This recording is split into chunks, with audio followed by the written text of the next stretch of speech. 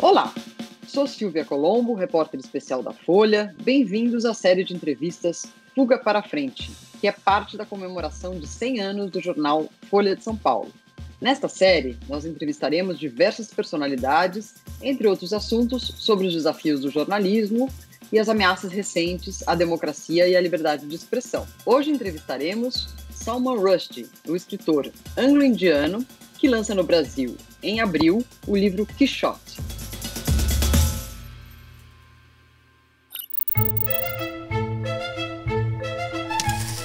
When I read what your Quixote was about, I remembered a short story from Jorge Luis Borges, the Argentinian writer, that is called Pierre Menard, the author of Quixote. Yeah. And Borges said in this short story that it would be easier to put Quixote in some other period than to rewrite Quixote just the way Cervantes did it.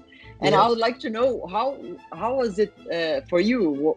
Was it difficult to bring your Quixote to our times? Well, first of all, I love that Pierre Menard story. I mean, it's very, very funny and clever, like everything of Borges, of course. And for me, actually, the decision to use the Cervantes story was not the initial decision. You know, initially I wanted to write some kind of a panoramic novel about America, and I thought it would probably involve a journey. And you know, the road is such a metaphor in American art, whether it's literature or movies. You know, the books of the road and the movies of the road, there are many of them, you know, and so I thought maybe this will be some kind of a road novel. Because what I felt is that my previous books, the last 2 or 3 books, had dealt primarily with New York City, you know, and I just thought I have to get out of the city. I can't just stick in this one. I have to get into the rest of the country, you know, and also I felt I've lived here now, as I was saying, for a long time. I mean, initially I would not have felt able to do that very broad spectrum view of the country, because my initial experience of America was really New York City, you know. But after more than 2 decades, I felt that I did have the confidence to write about the country in a broader way, you know, and to write about parts of the country which are not liberal, which are not urban, which are different from my daily life in Manhattan, you know. So I thought that was my first idea. And in fact, at one point, I thought I might write the book as nonfiction. I thought that I might make the journey and see what happened, and write a book of a kind of travelogue. But then I thought, no, I don't want to deny myself the use of the imagination, you know. And then at certain points, I thought about 2 books actually. I thought about, of course, about Don Quixote, but I also thought about Voltaire's Candide, which is also a book about a kind of innocent abroad in Europe, which is not at a very innocent moment, you know. And so somehow, and the third book I thought of, which you could see the effect in my book, is Pinocchio, you know, Carlo Collodi's Pinocchio, because, you know, my Sancho actually is more derived from Pinocchio than from Sancho Panza, you know. And so somehow those 3 books I had in my head. Quixote by Cervantes went mad by reading a lot of novels, yeah? And why did you decide that instead of novels, nowadays, Don Quixote, someone would go crazy only by consuming trash culture and television? Do you think this is your view on trash culture and television and social media? I did ask myself that if Cervantes was writing today, what would he satirize? You know, I mean, because clearly that kind of fiction is no longer relevant, you know. But what would he say? Because I mean, he believes that this kind of literature literally rots the brain, you know, that somehow that Don Quixote's brain has been rotted by reading too much of this stuff. So I thought, what is it now that one might say that about? and yeah, and the book is the answer to that, I guess. And not just, I mean, there's a lot of television that I enjoy. I mean, I think actually, particularly in terms of drama, I think this is a very rich time for television drama. I was talking really mainly thinking about reality television, and because the weird thing about that is, of course, it's very cheap to produce, and as a result, there's an enormous amount of it filling up the airwaves, and even its name is a lie. The one thing it's not is reality, because as we know, it's very manipulated and massaged. But I thought, if there's somebody who is obsessed by it and loses the ability really to just distinguish between reality television and reality as it actually is, then that could be a starting point. And it allows me to satirize the kind of trashy culture of our time in the way that Cervantes was doing it in his time. Because this is not my favorite kind of TV to watch, but in order to write the book, I had to watch it. So I had a period of watching a lot of these kinds of programs. Okay. And I thought, I'm right. I could actually feel it rotting my brain.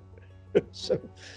And apart from the trash culture, there are other things that modern US your Quixote must face, like the opioids. And I'd like to know, because this is not a huge problem in the UK where you were previously living. How concerned are you about the opioid crisis in the US? And I know that you also have a personal story related to that. Yeah. I lost a sister to opioid addiction, 20 years ago, but it made the subject important to me, for obvious reasons. The amazing thing is that in America, in every given year, there's somewhere between 50 and 70,000 people dying of an opioid overdose. So it's this colossal tragedy, which is equivalent to the pandemic, but has much less attention because it's not infectious. The worst areas of the addiction are not in big cities like New York and Los Angeles. They're in these more remote areas, small towns and rural areas and so on. And I thought a couple of things. One is, I thought it somehow made me think that in many ways we have created a very lonely society, and addiction is very often a response to loneliness or a sense of the inadequacy of your life. And oddly, given that one of the things the book is talking about is living in this world when there are so many ways of communication, we have so many ways we can talk to each other, like this way, which we didn't have until recently. And yet, in spite of this explosion of ways of talking to each other, maybe we are more isolated than we ever used to be. And so I thought that was a kind of sadness that I wanted to think about. What was more surprising to me was how many doctors were willing to play the game.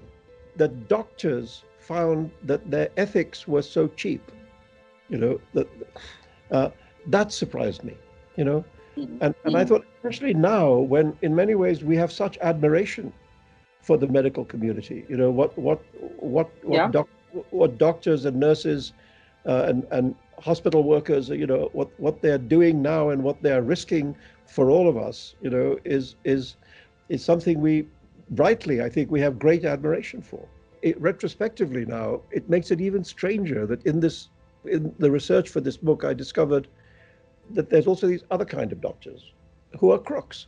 One should agree that it's a small percentage of doctors, but it's enough to enable this crisis of addiction. Mr. Rushdie, you have been very critical to the now ex-president Donald Trump. What's your opinion about this first month of President Joe Biden? Oh, I'm so pleased. just not to have to listen to lies every day. Mhm. I really like it that Biden doesn't like to say his predecessor's name. So Mhm. so now he Just like refers, you, yeah. yes, like You've me. been avoiding saying its name in a lot of interviews I saw. Yeah, no, Biden calls him the former guy.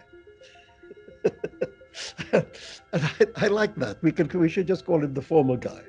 I mean, clearly the end of, well, even after, I mean, the January the 6th, which was in a way the real end of the Trump presidency, this attempt to create a coup, um, uh, was just stunningly horrifying. I think like almost everybody in this country, I was just in front of my television for like 24 hours, not able to believe what I was seeing. People have said about Trump that if somebody shows you what they're like, you should believe them. In that moment, it was the climax of his 4 years of lying, you know, which had added up to this what people are calling the big lie, which is the idea that the election was stolen, whereas actually it was an extremely straight, unstolen election. And the proofs of that are so simple. For example, the Republicans actually did quite well down the ballot, like in the races for the House of Representatives and so on. Now, those votes are made on the same piece of paper as the vote for the president. So they never objected to any of the other votes Yeah. on the Mhm. same piece of paper. So how is it that a forgery can take place only on the top of the piece of paper and not at the bottom of the piece of paper? It was obviously nonsensical. And yet, because he had the power of the presidency and the ability to communicate this lie across the country, I mean, he deluded a lot of people and Mhm. led to something very like a coup in the United States, which I think only failed because the rioters were in a way insufficiently organized. There were organized groups among them, who were looking for certain people to kill. But most of them were just a kind of rabble and who believed they were doing what the president had asked them to do. So they believed they were not doing anything wrong. They believed they were there because the president had told them to go and save the country. Anyway, so all of that is gone. And I can't tell you what a relief it is to have a government that is busy doing the job of governing the country. Mhm. Um, to have people running the country who know how to run a country, and who try and tell us the truth every day. The news is suddenly boring.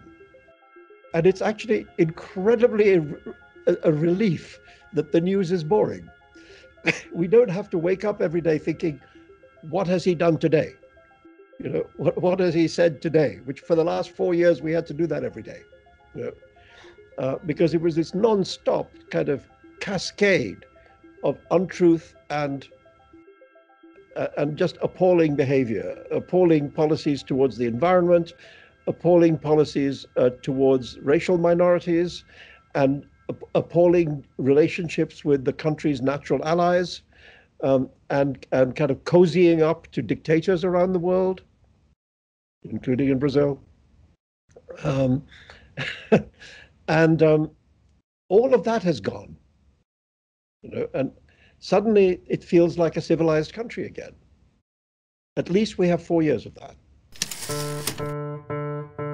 Since we were talking about this, and you mentioned the riots at the Capitol and what happened during Trump's administration, we still have a problem that did not go with him, did not No, leave with him, which is the fake news, for example, that and all the lies and that you were mentioning.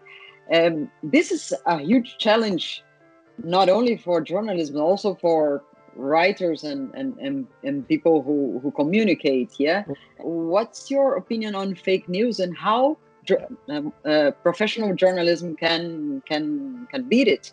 yes. Well, I teach journalism. I teach in the New York University Journalism School. The subject I have is that, in the last 50, 60 years, there has developed a kind of long-form journalism which uses many of the techniques of the novel, but in order to tell true stories. You know, the thing that began with what was called new journalism, with Tom Wolfe and George Plimpton and people like that, and which has come through a number of important texts, like, you know, for example, like Truman Capote's In Cold Blood, or Thomas Keneally's Schindler's List, or if we come up to our own time, to writers like Svetlana Alexievich, and so on. But people who are using literary technique in order to tell true stories. So then the question is, especially in a time when people are so suspicious of journalism, is that legitimate or not legitimate? You know, and if it's legitimate, how much literary license do you have? Can you make up conversations? You probably shouldn't. Can you combine 6 characters into one character because it's more convenient? You probably shouldn't. You know, and what about if you don't identify your sources? So it just becomes a way for students to examine this question of how do you tell the truth? And what we can't do, I believe, is to live in a world where truth is only subjective. Whatever you believe to be true is as valuable as what somebody else believes to be true. You know, and we have the problems of this, for example, in the pandemic. There are people who don't want to take the vaccine. And strangely, the groups in the United States, anyway, the groups that are most resistant to taking the vaccine are the people most vulnerable to it. That's to say, the Black community and the Hispanic community. And this is because of their history of being badly treated by the medical system in this country, you know, of being treated as like guinea pigs and so on. So there's, in the Black community, there's an enormous amount of suspicion of the medical system. And so that has to be overcome. You know, and so what I'm trying to examine with my students is, how do we arrive at some kind of truth which is not only subjective, but which is simply just so? Because there are things that are just simply, this is so, and that is not so. The world is not flat. You know, the election was not fixed. The vaccine is worth taking. These are not just opinions. You know, these are realities. And how we can regain people's trust in reality, you know, I think is the big question actually for the Biden administration. And I think one thing is it starts at the top. You know, if you have a president who is invested in the truth, and his entire administration, like, I mean, his press secretary is now giving conferences every day where she doesn't lie. So what you have to do is slowly earn back the trust of people. Mm-hmm. You know, it doesn't happen overnight, it happens slowly. And as people see that it improves your life so much because you can begin to resume a real life, you know, people who are now reluctant will become less reluctant. You know, so I think there will be a kind of snowball effect. You know, that as it rolls downhill, more and more people will be willing to join in. But we do have to, in all kinds of areas of life. And one of the things I think about, you know, because some people say to you, if you're a fiction writer, people say, how can you make things up in this time when everybody's when the subject of lies is so, you know, is so important? Aren't you just doing that yourself? You know? And my answer to that has been very emphatically no, because actually Margaret Atwood wrote a very good piece about this, and I'll sort of paraphrase her argument. What she says is that, and what I say is that, the big difference between fiction and lies is that fiction literature tries to tell the truth about human beings. It tries to say, this is what we're like, you know, Madame Bovary, c'est moi, you know. The purpose of the lie is to obscure the truth. And so it may be that reading good books is a part of the way in which we can reconstruct our sense of the real world. You know, what happened on the internet, which in many ways is a wonderful tool, but the problem is that what happened is that there would be sites which were absolute garbage, you know, sites which propounded all kinds of garbage theories and conspiracies and so on and so on. And those sites existed side by side with truthful, valuable sites, but they both looked exactly the same. You know, they both looked as if they had the same degree of authority. You know, and it became, I think, increasingly difficult for people to tell which was which. You know, and for people to be seduced into this world of conspiracy theory, which is one of the worlds in which we now live. So Trump was very good at exploiting all that, but he didn't invent it. You know, so it's older than him, and so it's been going for a long time. This distrust of, you know, what this young generation calls MSM, you know, mainstream media. That distrust of mainstream media and preference for websites, which were in many cases very suspect. That's been going for a long time. So rebuild people's sense of the truth. You know, it's a long project, but at least I feel in this country anyway, at least we're beginning again. I do see that the constituency is beginning to fray at the edges. There's a lot of people who are now beginning to say, we were deluded by him. He, you know, they're beginning to understand that they were fooled. And this is also why I think that he has no way back. One of the things I would say as a criticism of the world as it is now is that we live in a culture without a memory. Everybody forgets everything the day after tomorrow. They will forget him too. You know, he doesn't understand this yet. Now that he doesn't have the power of the presidency, and he doesn't have the megaphone of social media. Who is he? He's a failed businessman. Today, actually, in a very symbolic way, just this morning, the building that used to be his casino in Atlantic City, this is a man who managed to bankrupt a casino. Almost impossible to do. Because one of the things everybody will tell you in a casino is that the bank always wins. The house always wins, you know. But this is a man who bankrupted a casino. and today, that's true. and today in Atlantic City, the building was demolished. You know? On the other hand, don't trust me, because I was wrong in 2016. I thought there was no chance that he could win.